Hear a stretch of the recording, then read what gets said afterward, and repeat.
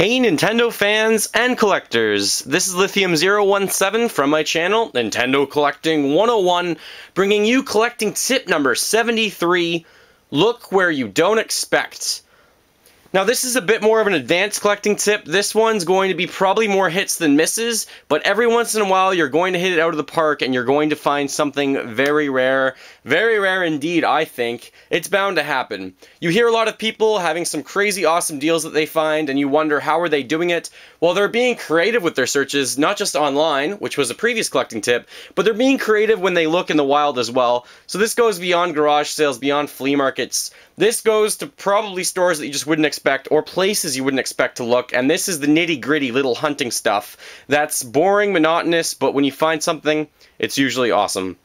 So the first thing that I can suggest, I think, that's pretty basic would be going to stores that you just don't think would have games. This includes Shoppers Drug Mart, this includes places like Toys R Us often does have games, but not a lot of people actually search for Nintendo toys or other products in Target or Walmart or in the bigger chain stores. You can definitely find Mario figurines. I find quite a few of these on sale sometimes. A lot of the times this kind of a figure is $10, sometimes they're half price. I usually look for, if I'm looking for Pokemon figures or if one of my friends wants a Pokemon figure, I look in the Toys R Us and they usually have a counter at the front of partially damaged or old items and they're usually over 50% off. And that's a great bargain bin for you to pick up lots of little figurines like those. I've seen the die-cast little models of Mario Kart toys at, I think it was Target, and they were 50% off. They were $10 for a set of 5 of them. So start looking in those bigger chain stores for the really common items and figurines. But Shoppers Drug Mart does carry games. Most people don't know this. So that's something in North America. I'm not sure if it exists in other parts of the world. If it does, just sound off in the comments below. Let me know if Shoppers exists elsewhere. When I was looking for my very first Nintendo console that I was going to buy with my own money, I wanted this model here. I wanted the Jungle Green Nintendo 64 console, and I saw it at Costco. I saw it there when I was with a friend, and he had a membership, and I think it was $180 at the time, and I wanted to go in and get it. And then I went in, and they didn't have this version anymore, but they had the Donkey Kong set, but the Donkey Kong set was a little bit more. I think it was $200. And my parents and I just decided maybe it's a bit over our heads. But even Costco has bundles like this, and sometimes you have amazing deals at something like a Costco. I ended up buying my first N64 console used at a thrift store around the corner. So clearly, yes, you want to go into those thrift stores. When you are in thrift stores, or Salvation Army, or a Value Village, any sort of thrift store, creative ways of finding games could include, look at the VHS tapes. So look at something like this. Obviously, great movie, Jurassic Park. Or the obvious favorites from Walt Disney.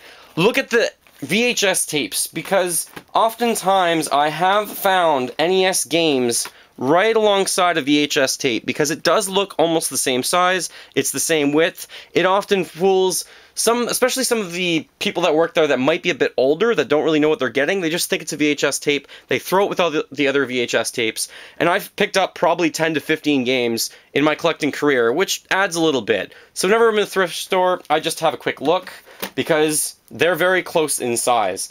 And the same thing goes when you go to CD stores. If you're buying a CD, these are just some CDs that I have around my house. Anyways, when you're buying a CD, you might want to take a look, or when you're not buying a CD, but when you're collecting, because DS games are very much the same size, and I'm sure Nintendo did this on purpose, but they're very much the same size as cases for CDs, and sometimes they could be in there. You never know. Maybe someone who was restocking the shelves just put them in the wrong place. It can happen. So then you might be able to find a really rare game just hidden amongst everything, and it's a gem. You might also go to The Beat Goes On. The Beat Goes On is in Canada, and that sells CDs, but it also has used games. Not many people know about it, but it's a great little place. And the only other thing I can say for looking is just look around your area, see what your area has, see what your town has, know all the thrift stores, go into them or call them frequently to try and see what you can get. It is hard to find things, but when you do find a hidden gem, you never know. Other places I've found rare finds is electronic stores, usually for controllers and adapters and, you know, little things like that, like a modem for the GameCube, that you don't think they'd have it. So even a Radio Shack sometimes has some sort of stuff like that. Sometimes they sell video games. Sometimes Radio Shack isn't around anymore, but any electronic stores, you never know. So take a look around in your area and see if there's any places that you can use some of these tips. It's more advanced, it's more monotonous, and a little bit more boring, but when you find that rare find, it makes it all the more sweeter. Let me know below if you have found anything in a very weird location before, where it was and what it was. Feel free to fill that like bucket, follow me on Facebook and Twitter, and remember, as always, game on.